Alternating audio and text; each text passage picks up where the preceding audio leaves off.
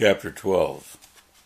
Hannah was sleeping soundly on Michael's home after Pastor Albart dropped her off late on the way back from the Georgetown County Hospital. She decided to stay at the houseboat since it was faster to get back to Tuck from there if he should call than to leave from Myrtle Beach. The sound of the sliding door in the main salon squeaking open startled her awake, so Hannah reached for the little Cougar LCP 380 that she'd put under her pillow. With her heart pounding, she looked around the corner of the bulkhead that separated the aft sleeping quarters from the galley and was surprised to see Tuck standing at the stove firing up the coffee pot. "Michael, Tuck, are you scared the snot out of me? Why didn't you call or something? And how did you get up here at 3 o'clock in the morning?" Tuck turned slowly and gave her a lopsided grin. "I missed you too, honey bun," and walked over to give her a big but weak hug. "Bob Pike came to see me tonight. After talking to him, I decided to catch a ride home with one of the deputies headed this way, rather than to wake you up. Why don't you go back to bed? I've got to get some coffee and me and do some research for Bob on his cat thing, so I'm going to be up for a while." Tuck knew that Hannah wasn't going back to sleep and would want to get involved, but he wanted it to be her idea. Hannah took the bait as quickly as a springtime brim after a cricket, and Tuck spent the next 30 minutes bringing her up to speed on the latest developments of the hunt. "I can't believe that the cougar didn't hurt that little girl," Hannah said with the slightest trace of tears in her eyes. "Neither can anyone else," Tuck replied, "but the mystery of how those cats came to be here is even more interesting, especially the way that Colonel Mears reacted when Bob hinted at some deeper conspiracy to keep those animals around. I've got a lot of work to do in the next couple of hours, so you handle the research we talked about and let me get ready. I'm not moving very fast, and I need to be in position before the colonel arrives at the Rogers place." Ralph Warren was in the bus station in San Antonio, Texas, early Monday afternoon for a brief stop to change buses when he caught the tail end of the CNN newscast briefly covering his boyfriend's untimely suicide. What alarmed him was the mention of the note ending their homosexual love pact being what drove Jonathan to hang himself in the shower pipe. Realizing that the note was not the one that he'd left behind, Ralph's imagination came up with several different scenarios to cover the events of the next couple of days, and every one of them suggested that he run out of the back of the bus depot and use his thumb to get as far away from Roswell, New Mexico as he could before Tuesday, when the bus was due to arrive there. What he had not planned on, but what was working in his favor, was his cell phone slipping unnoticed out of his pocket as he slept on the noisy bus and sliding down between the seat cushions. Leaving his belongings on the bus seemed the safest action as Ralph Warren set out on his way to New York City in obscurity.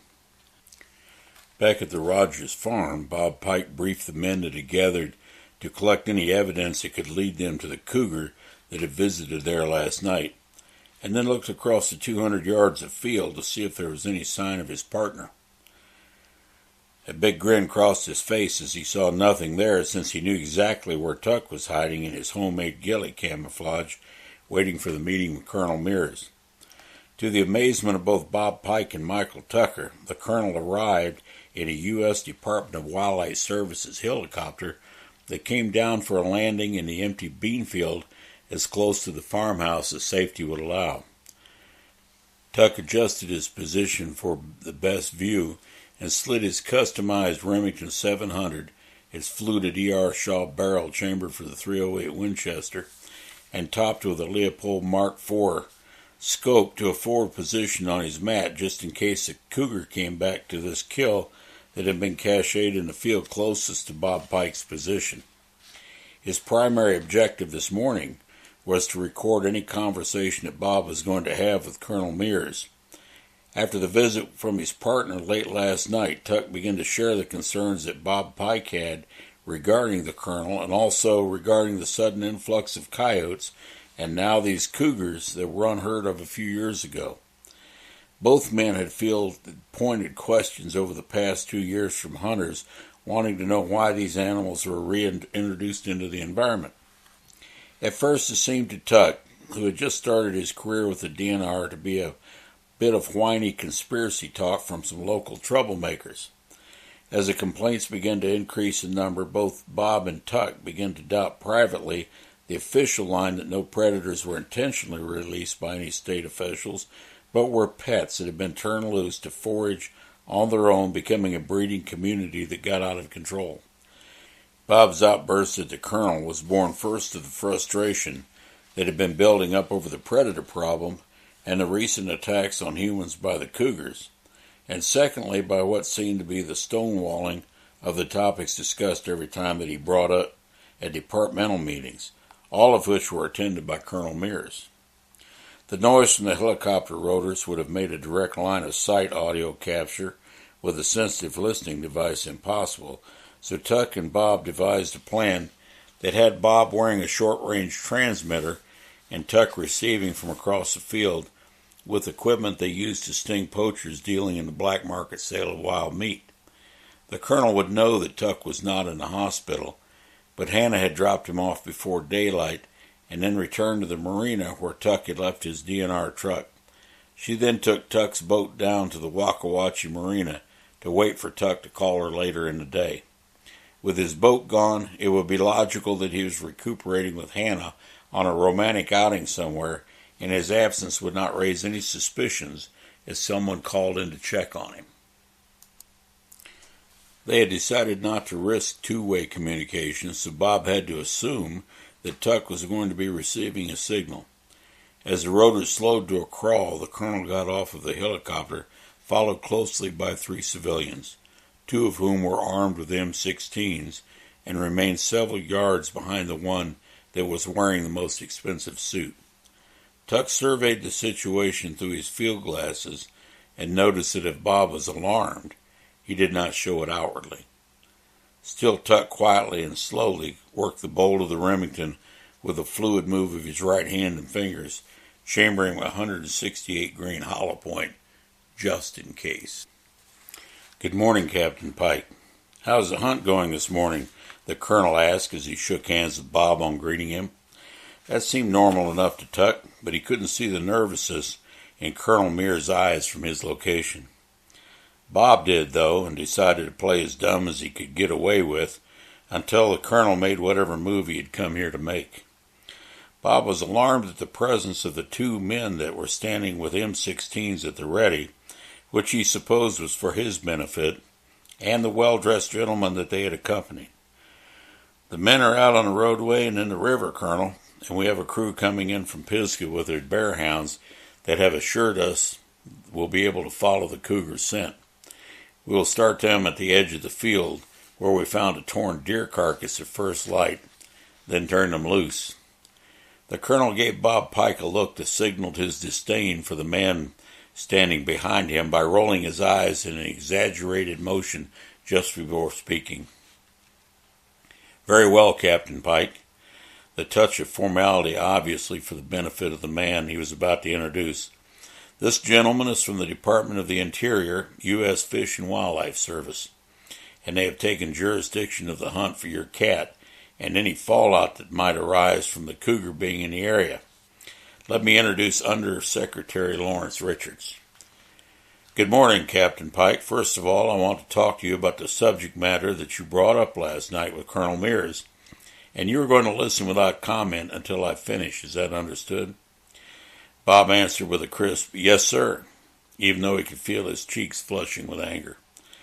"Pike, we are living in a different time than when you and Colonel Mears first started working in wildlife law enforcement, and this department, along with many others nationwide, is being brought under the mantle of the Department of the Interior, whose opinion is that there are better ways to control our animal resources than to allow hunters unfettered access to them. If that means introducing predators back into the environment, so be it. Eventually, this administration is going to achieve widespread gun control, which will eliminate hunting as we know it. It is only humane that we are proactive in developing a predator-prey relationship to fill the void left when hunting becomes a thing of the past. As for you, here is a very black and white choice to be made. Either you can get on board with our program, or you will be retired in disgrace with no credibility to any account that you might feel compelled to give to the public. Am I making myself clear, Pike?" "Perfectly, sir," was Bob Pike's response. Then, without a trace of guile in his voice, "I've always thought that this type of thing should happen, sir. I just didn't know that it was in place, and I was upset that my partner got hurt. That drove my anger at the system and the remarks that I made to Colonel Mears." "Very well, Pike. Get this mess cleared up with this cat, and our PR people will handle the media. Under no circumstances let Sergeant Tucker know anything about our conversation. Is that understood?" "Yes, sir, I understand perfectly," Bob replied, as Under Secretary Lawrence Richards dismissed the two-man security detail who returned to the helicopter. "I'll expect an update every 2 hours, Pike. You'd better produce that damn cat." With that, he and Colonel Mears returned to the helicopter for his flight back to Columbia. As they boarded, the colonel allowed Richards to go first, then, turning his head towards Bob Pike, gave an almost imperceptible sideways shake of his head that indicated his dissatisfaction with the events that had just transpired.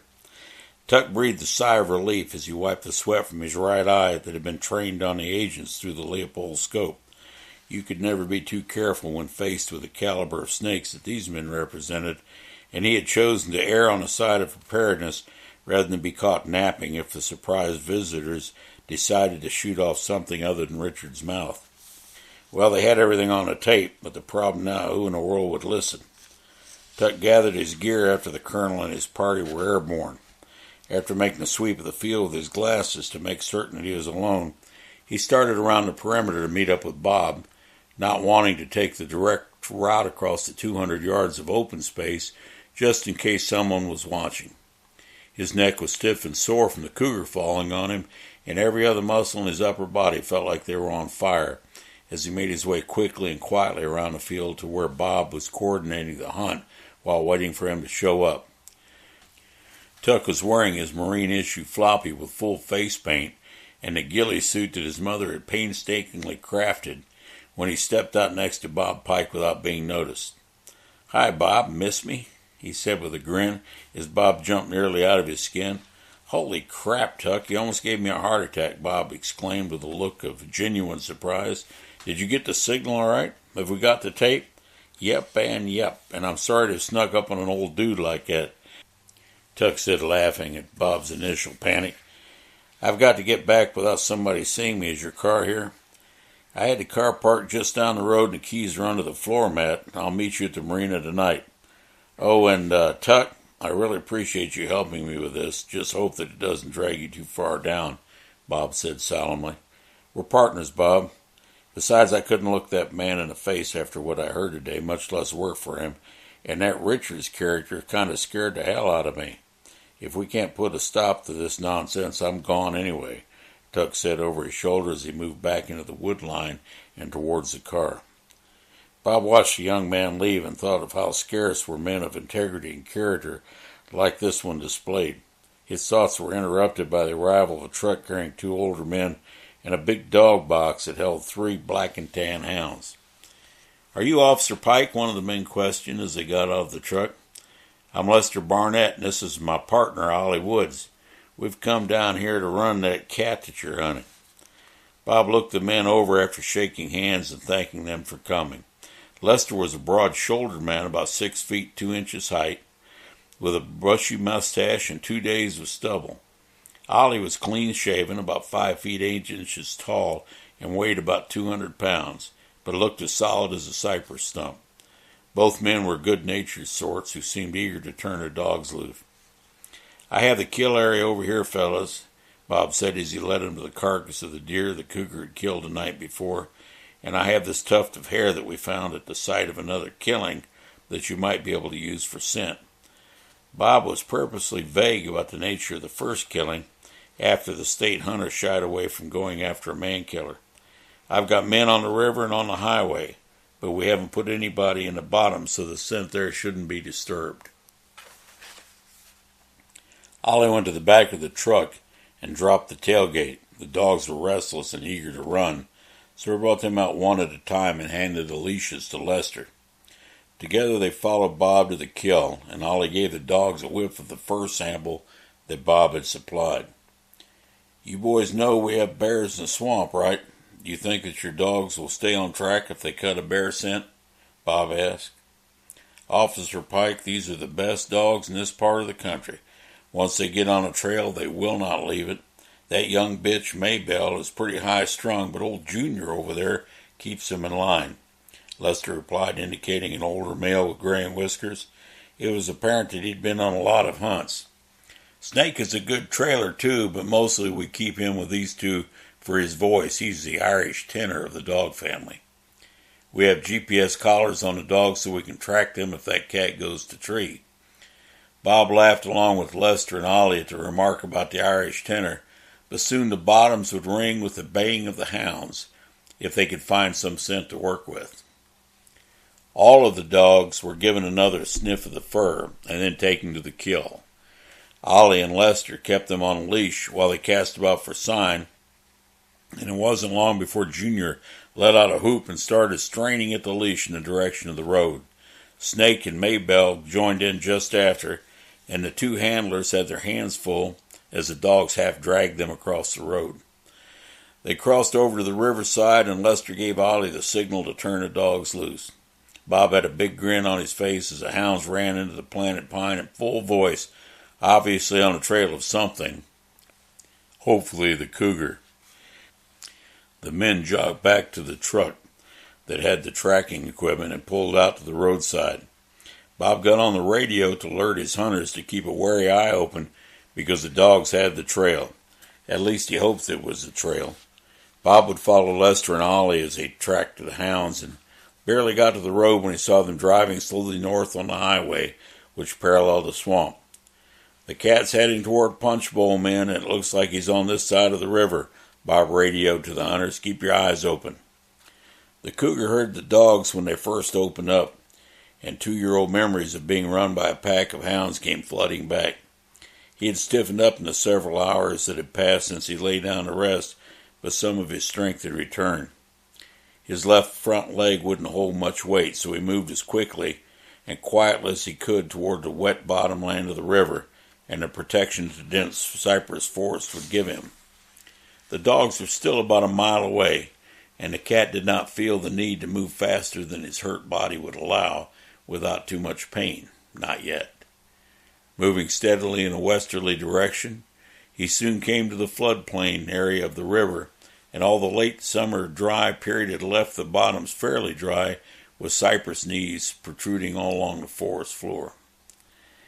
The cat approached a narrow slough in the bottom that in times of spring flooding was a series of navigable channels for small flat-bottomed boats, but was now not more than wet, stagnant water pools, soggy ground, and soft mud that housed millions of mosquitoes, a variety of snakes, including the venomous and dangerous cottonmouth moccasin, and an occasional alligator, although the largest of these kept to the river and the small oxbow lakes that pockmarked the floodplain. He had spent most of his 2 years in this area hunting the fields, pine forests, and cypress swamps that were the primary haunts of his preferred meal, the white-tailed deer, and had eluded coyote packs on several occasions by running into the wet bottoms to throw the wild dogs off of his scent. He crossed the first small slough by wading over its black muddy water, then followed it toward the bend of the Oxbow River that swung in close to his location. As he approached the river, a large black cottonmouth moccasin, agitated at his territory being invaded, reared to strike. The cat instinctively drew back and then swatted the snake with his right paw, forcing the left leg to painfully take more weight. The snake flew about 10 feet, then, undaunted in his aggression, slithered back toward the cougar, who decided to pick up the pace and leave the furious, deadly snake behind. The edge of the river was still 30 feet inside the cypress tree line, where the cat stopped and looked carefully for another of the swamp denizens that had almost caught him on several occasions. This was the haunt of the American alligator that hid among the cypress roots and thick vegetation waiting on its next meal. He spotted one large alligator lying on a hummock that was covered with a mat of green vegetation and watched carefully for any sign of another. It would be a dash of about 20 yards across the shallow river and into an area of unknown danger, but he could hear the dogs baying closer, so his instincts told him to move. Summoning all of his reserve energy, the big cat bolted under the black water and in two painful jumps was in the middle of the river. The alligator had been taken by surprise and slid into the slow-moving current in an effort to catch the cat. He was joined by two others that were sunning themselves in the river current, but the cat outdistanced them and gained the relative safety of the far side of the river edge and a small portion of higher ground. With the baying of the dogs in full pursuit, coming closer to the first slough that the cat had crossed, there was no time for him to lick his wounds, and he continued in a limping run away from the river toward the deeper sections of the swamp. There he hoped to find a place to hide and lose the dogs. Junior stayed on the Cougar's scent right to the water's edge at the first slough, but Maybelle ran across in her excitement while the older dog cast around for more scent. Snake was in full voice as he jumped into the narrow slough with Junior on his heels. Maybelle was about 30 yards ahead when she encountered the already furious 4-foot-long cottonmouth, which bit her twice in the face and hung on with a second bite, shaking his body viciously to pump the venom into his victim. Her yelp of pain was heard by Lester and Ollie, who had followed Bob Pike's truck onto the power line access that intersected the river upstream so that they could stay closer to the dogs. Lester and Ollie both headed into the swamp at a run to see what had happened to Maybelle, although Bob tried to stop them. "Hey, guys, you need to put on some leggings before you go in there," he shouted. Both men had field boots on, and Bob thought that a warning was in order.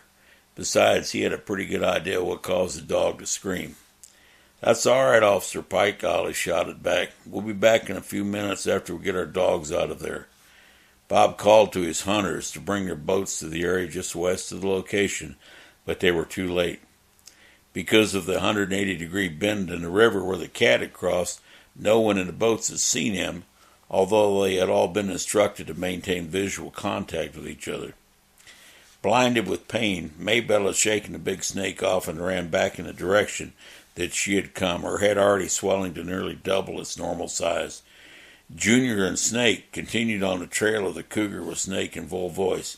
The men on the river heard him and headed toward the sound. As the dogs came to the water's edge, deep in the cypress boles and black mud bottom, the trail went cold. Junior's instincts made him cast about looking for a scent, but Snake splashed straight in the direction the cat had run and straight into the shallow water of the river's edge where the 13-foot, 700-pound alligator that had just missed the Cougar lay in wait. Grabbing the dog by the head, the alligator twisted his body in a rolling maneuver and pulled the dog into the 4-foot-deep channel before it could utter a scream. As the gator furiously rolled his huge body, the dog's head detached from his neck and was quickly swallowed, followed soon after by large portions of his legs and torso. The smaller gators moved in quickly to clean up any pieces, but were careful to steer clear of the old gator, lest they become a meal for him also. Old Junior, unsuccessful at picking up the Cougar's trail, and now fearful of the alligators that he saw eat Snake, ran back toward the road and safety with his tail tucked in fright. Lester and Ollie recovered Maybelle as she wandered blindly through the swamp. Her head had swollen so much that her eyes were shut, and the venom was finishing its work on her nervous system. Ollie picked her up with tears in his eyes and started back toward the truck, while Lester went after the other two dogs. He met Junior, who came at a dead run when Lester called him, but there was no sign of Snake except a very weak signal from his GPS transponder. He headed back to the truck to check on Maybelle, with Junior close behind him nervously looking back over his shoulder all of the way. Bob's radio crackled just as the two men returned with the remaining dogs. "Officer Pike, come in." "Go ahead for Officer Pike," was Bob's response. "Hey, Bob, it's Earl. It looks like a big old gator got himself something down here. The water's all roiled up and bloody. Over." "Okay, Earl, check it out carefully and see if you can find what was taken," was Bob's response, although he was pretty sure that one of the dogs had run its last bear. Ollie put Maybelle gently on the truck tailgate and spoke soothingly to the young dog, but it was obvious that she only had minutes to live. "What kind of hellhole did you send us into?" he shouted angrily at Bob Pike. "You should have told us about all them snakes and alligators. You killed our best dogs." He shot accusingly at Bob until Lester took him by the arm and led him to the front of the truck. After a few minutes, Lester came back and apologized to Bob for Ollie's outburst.